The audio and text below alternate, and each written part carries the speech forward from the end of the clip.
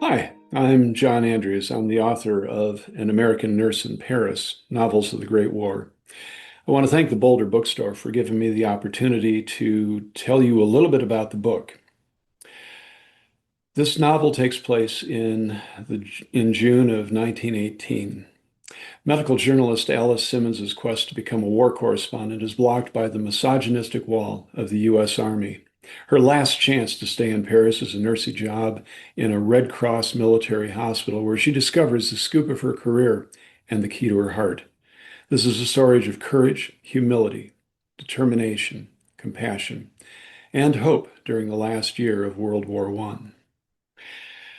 The inspiration for the book lies with the nurses, the doctors, and the other medical personnel taking care of wounded Americans during the war.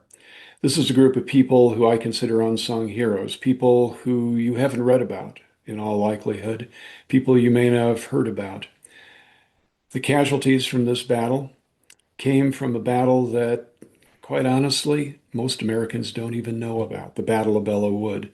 But it was a famous battle, an epic battle, and a really critical battle, especially when you look at Marine Corps history.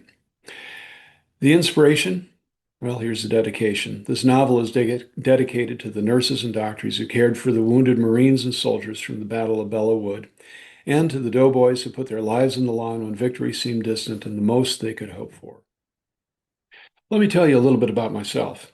I live and write in Arvada, Colorado. I began fiction writing in 2012, which started with a trilogy that had its roots from prior genealogic research.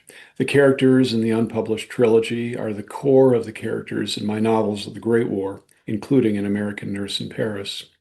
I'm a retired critical care medicine physician. I worked in Green Bay, Wisconsin during my active career.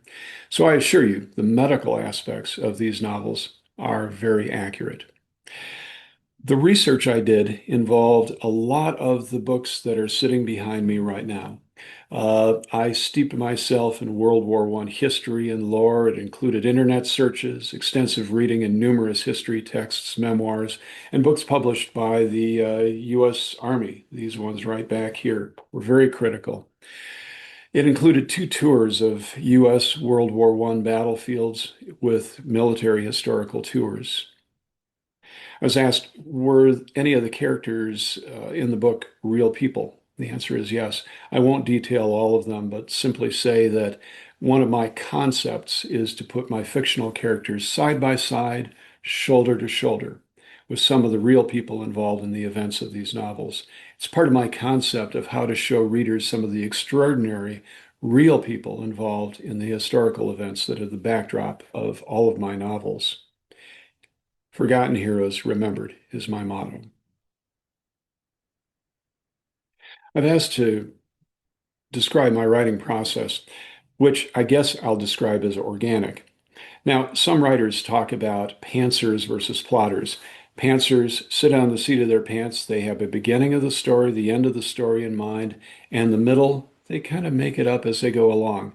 It's a lot of fun sometimes to write this way because you may start a chapter without any idea how it's going to end. You're the first person surprised by that surprise ending.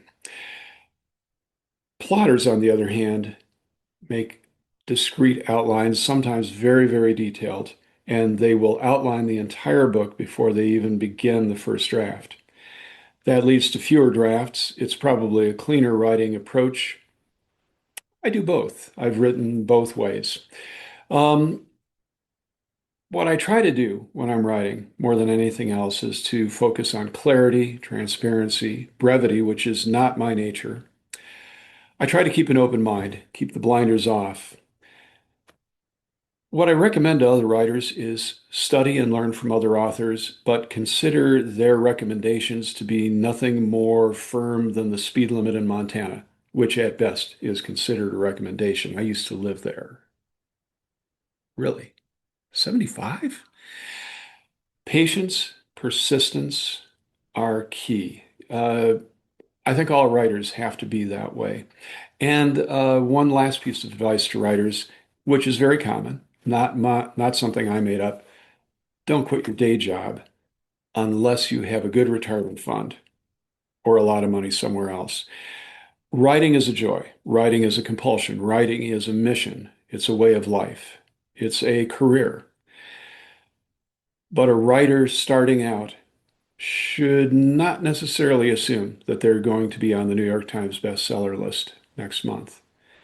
Be patient, be kind to yourself, don't quit your day job. Been asked what a couple of books I've read recently, what I might recommend.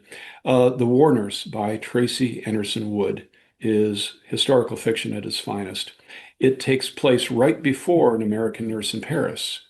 Tracy's book starts in 1916 and 1917 and takes the reader up to early June of 1918, following a real person, fictionalized, a nurse, uh, that really shows you the development of Army nursing at the beginning of American involvement in the war. My novel is simply taking the story the next step.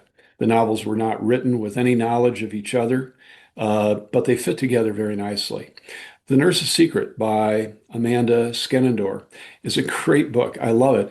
It's got a fundamental plot line that does not actually totally involve nursing, and yet her character goes to nursing school to try to run away from the cops, basically. And we learn a great deal about nursing in the late 1800s. Love the book. It reads really well. I recommend it. My last recommendation is My Friends by Frederick Bachman. You'll see a number of his books up here. I absolutely love the guy.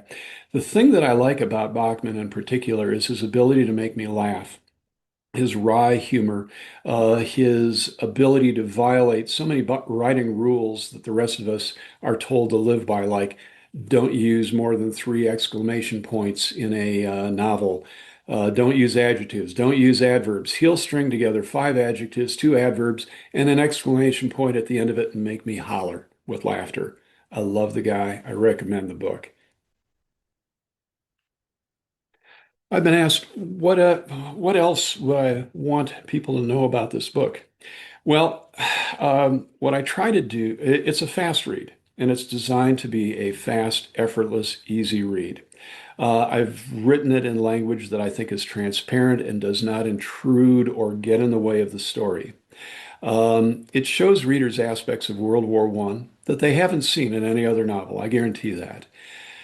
Readers will learn a great deal about the war, wartime Paris, and medical care, and the medical care given at that time without any of that history really interfering with the enjoyment of the story itself. So the notion is that it is a great story written about a time that you may not know, during which you will learn a great deal, but not read like a history book. It will read like a good fiction novel that should carry you from start to finish.